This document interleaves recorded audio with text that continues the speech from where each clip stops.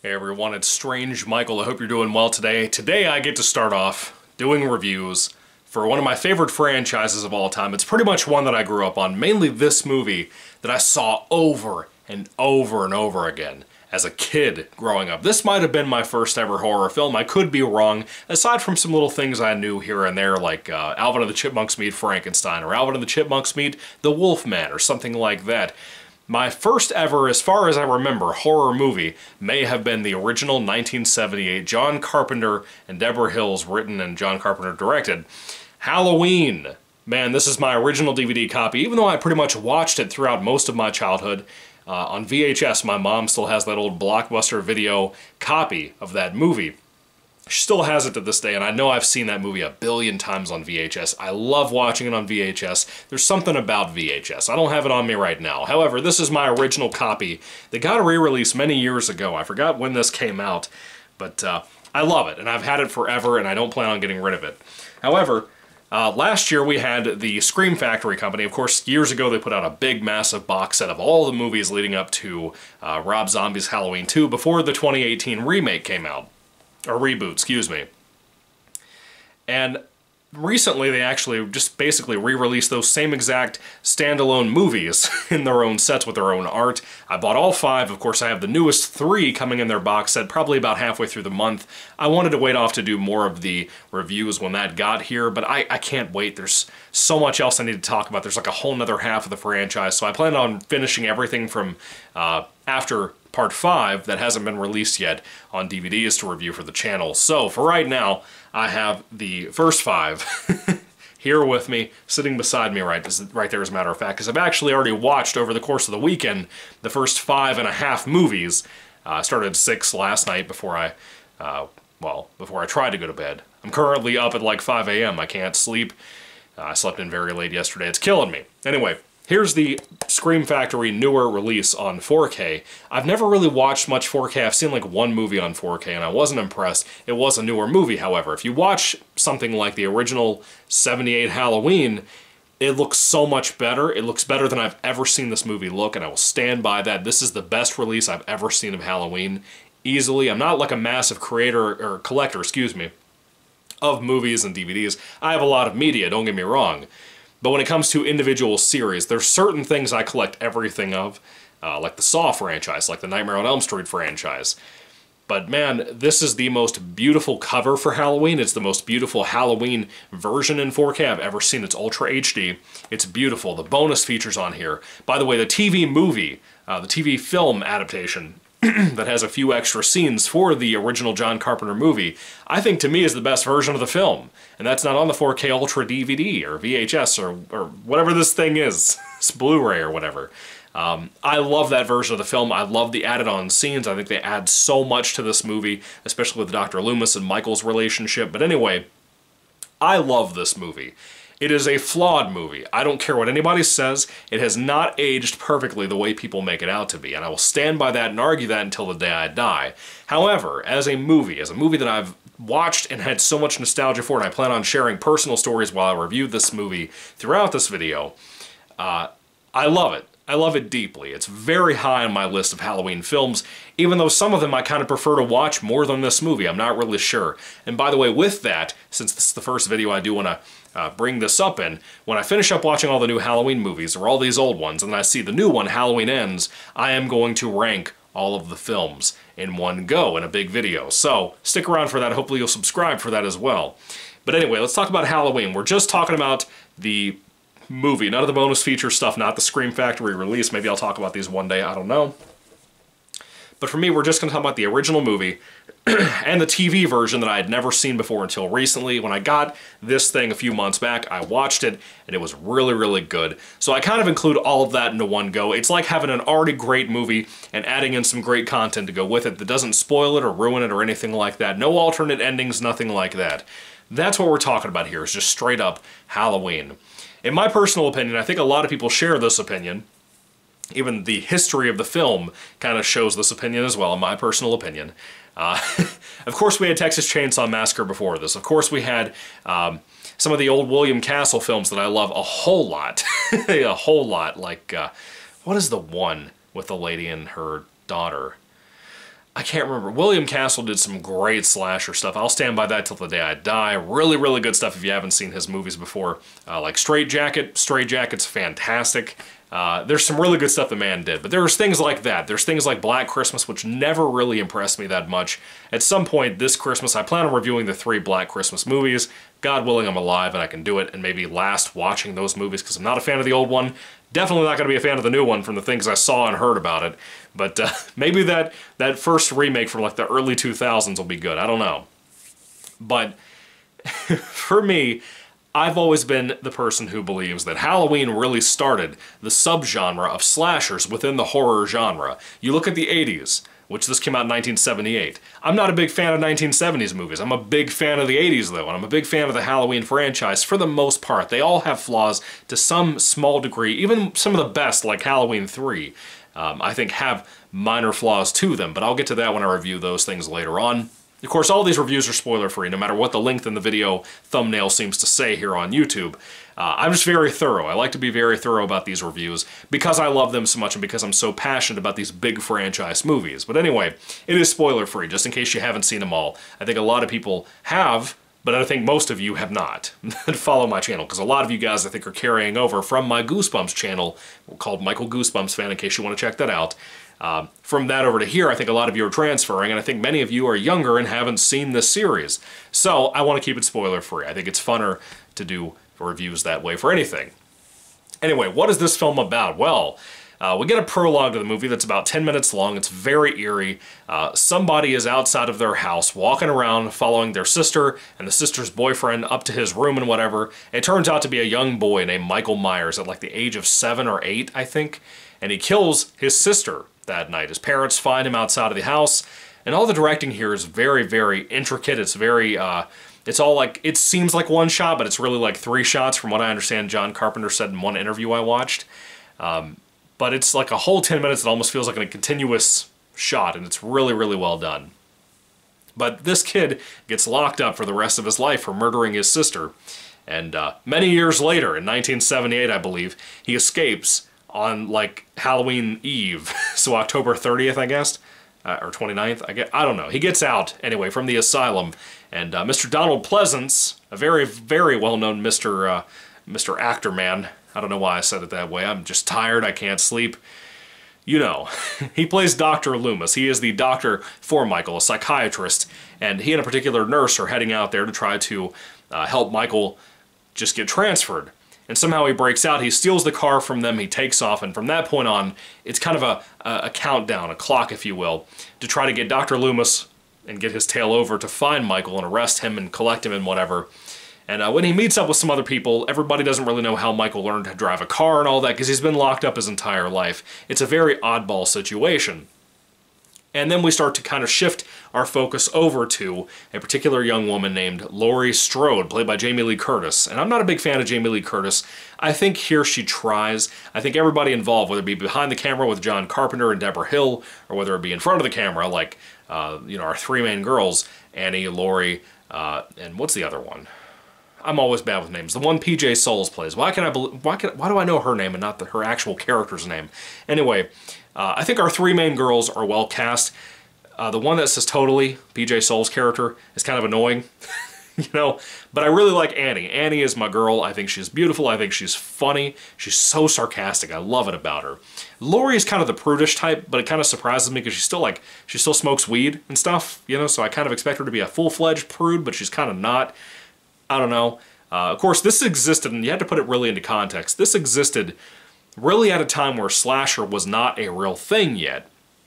It was kind of a thing before. This film kind of borrows elements from films before it, like Texas Chainsaw, like Black Christmas. It's kind of influenced by those things heavily.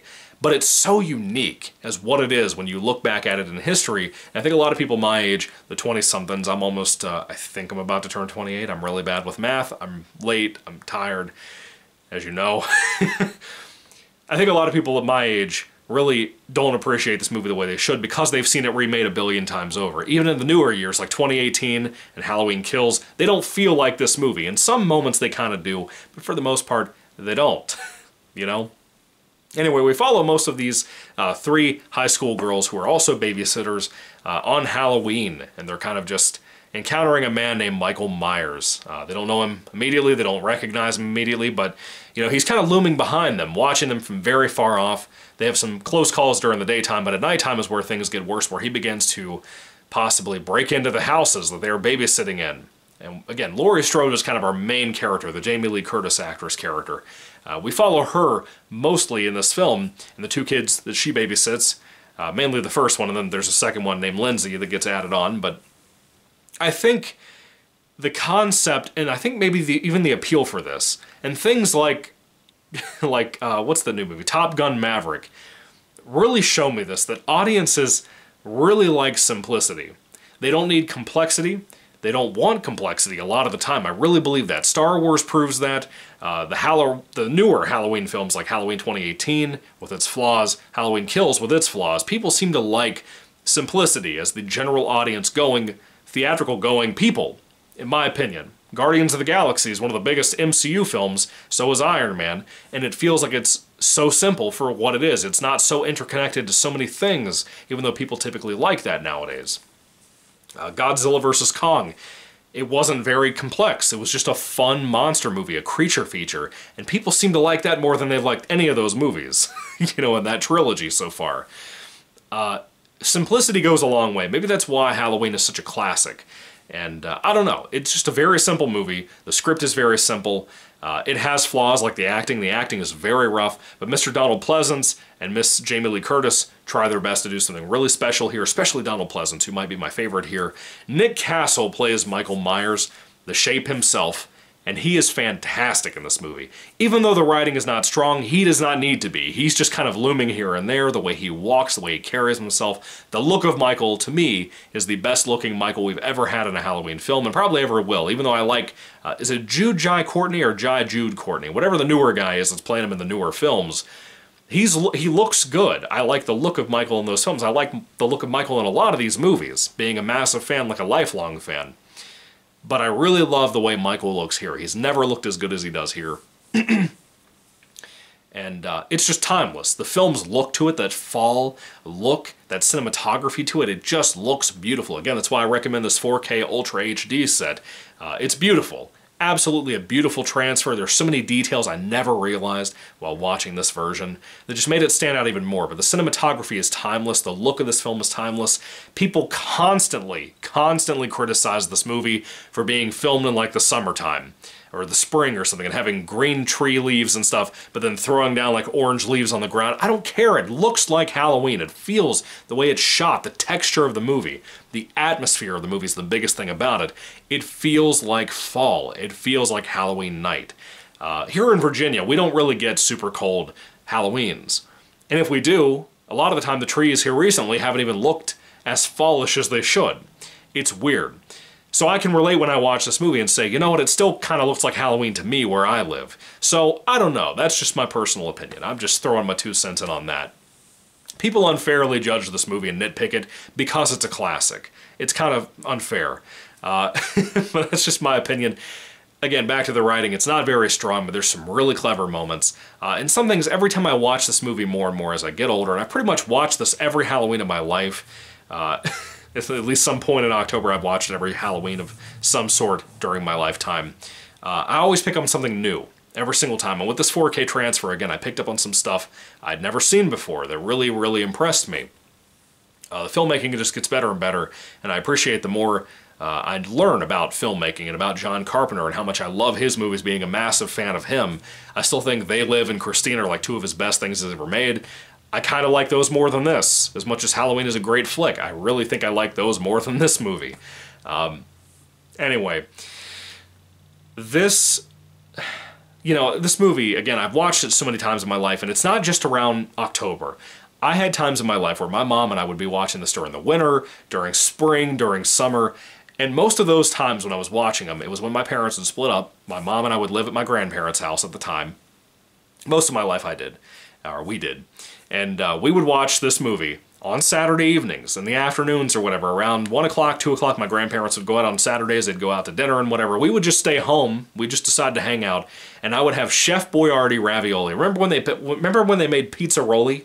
The pizza ravioli? It was like ravioli but with little tiny pepperoni chunks in it.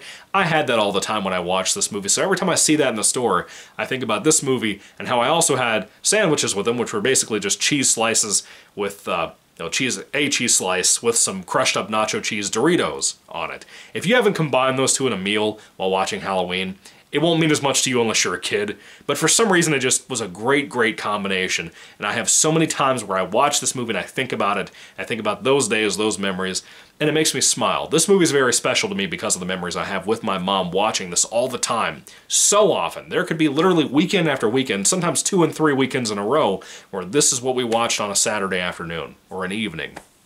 And just stayed in watching it, sometimes twice in one night. That's how much I loved this movie growing up. I have a lot of nostalgia for it, but I'm still not sure, as I've watched like 5 or 5.5, whatever I have at this current point. When I've watched this, I can't make up my mind what I would rank this as. It's clearly a movie that I love deeply. I think there's no doubting that. As a massive slasher fan, as a massive Michael Myers fan, as a massive John Carpenter fan and Halloween fan, I don't know if this is my favorite. There are some that I love more than this movie, but I'm not entirely sure. Is it fair because I've seen it so many times? I don't know. That's one of the things I'm going to have to kind of tackle when I get around to reviewing the movie, or ranking the movies. Anyway, I love this movie. I have great memories. I wanted to bring up that ravioli memory because I think it's important to me enough that I wanted to chronicle it here. So, moving on to practical effects. Is there really any CGI in this? No. No, they didn't have the budget for it. This is a low-budget film when it came out, but I think it's also one of those films that when people look back, they forget there's no gore in this movie. You might have like a trickle of blood out of somebody's, corner of their mouth, and that's it. You have some pretty cool kills in the movie, nothing super fancy, but for the time, kind of unique. The one about the cabinet door is a great example of one that had not been done yet. You have the sheet over the head scene, which had not been done yet. You have a lot of things in this movie, including the look of Michael Myers himself with a William Shatner mask, which you don't even see Michael Myers, like the actual mask and everything, the detailings of it, until about 45 minutes into the movie, which I don't think a lot of people pick up on that too. The film is meant to be slow. It's meant to have an atmosphere, take its time, really develop some suspense, and whether that suspense really lands for me now after seeing it a billion times, that's kind of debatable, but I still love the look of the film and love the experience of the movie, and the feel of it, the music and everything else so much that it just lands every time I watch it. And by the time I finish this movie, every single time I've ever seen it, I just feel like a bottled up suspense and a tension. Even if it doesn't really hit me until that final third act, it still hits me. And it's still strong. It's a strong finale for a movie that's about an hour and a half long and came out in the 70s. The practical effects are really not here. It's just kind of, there's really no gore, there's really no like cut off arms and that kind of thing. There's nothing really like that here. It's just a very basic, almost bloodless slasher movie. All of the elements of the slasher subgenre of horror that you all know if you're a slasher fan, or you've seen even a series of movies like Nightmare on Elm Street or Friday the 13th, all the things you know from those franchises, or any franchise of slasher stuff out there, they were pretty much started here, but this was done so basically that even some films I know, like some William Castle films I talked about, like Straight Jacket, have more gore in them than this movie. That came out like the 60s, right? Seriously, Psycho has more blood than this movie. The first Psycho, I mean. That should tell you a lot about Halloween. It's a fantastic movie, and I really want to hit on the main staple of this movie. As much as I love a lot of things about it that I've already talked about, the big thing for me is John Carpenter's score. The music, the soundtrack for this movie, the main theme song of it was my first ever ringtone, my first ever cell phone. I had like a very small, I think it was a Nokia, I believe. It was a very small silverish phone. I don't have any kind of picture I could put up for you. I don't even have it sitting around, I don't think.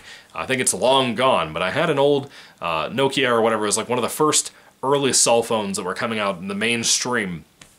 And I remember having this back in my elementary school days. And Halloween, the theme song, was, even though it was a chiptune version, was my first ever ringtone I ever had on a phone. And I'll always remember that. I always loved hearing it. I used to sit in my room with that phone.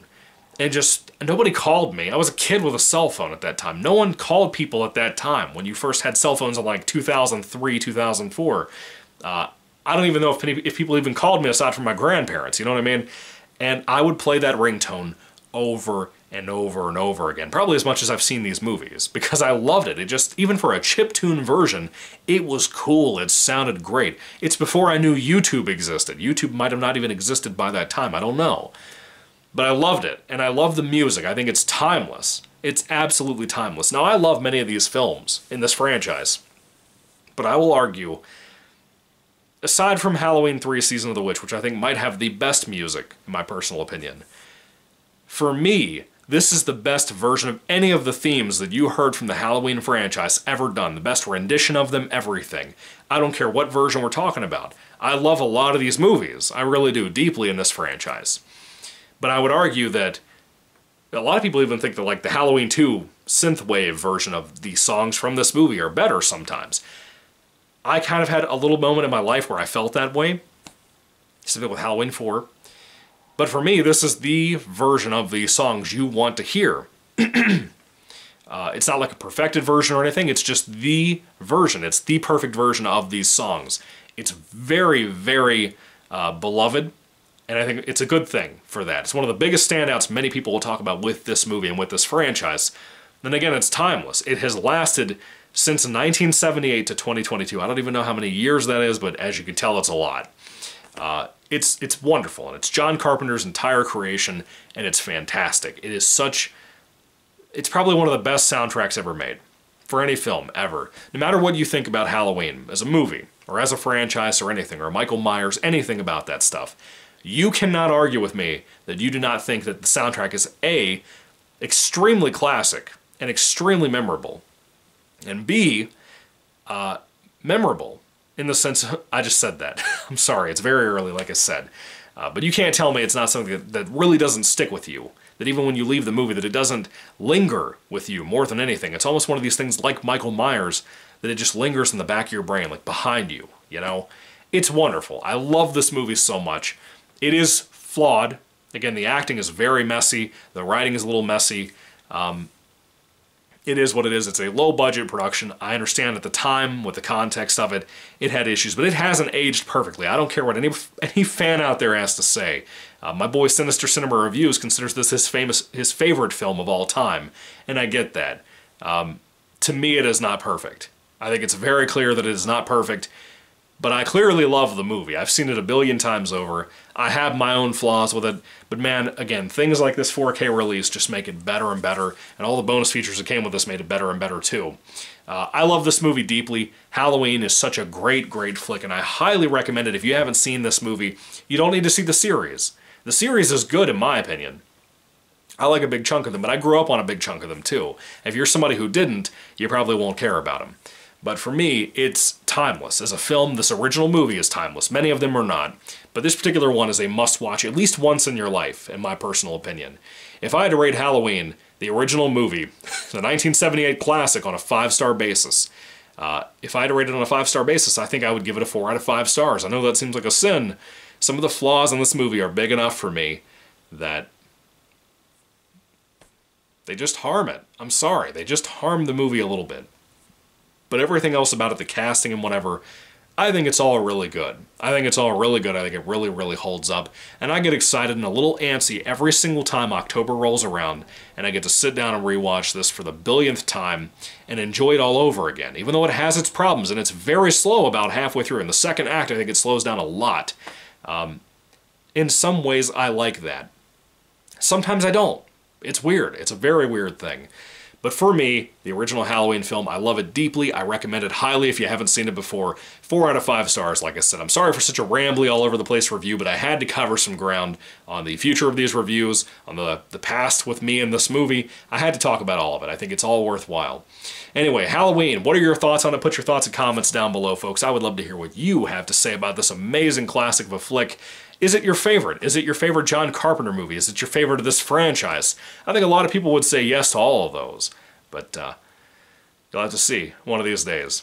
You know, John Carpenter also made The Thing. That's a great flick too. Sometimes I think that's better than this. I grew up on that too, just so you know. Anyway, Thank you guys for watching. 4 out of 5 stars for me. Thank you so much for sticking around. I don't really know what to say or how to end this review. God bless you guys. Goodbye.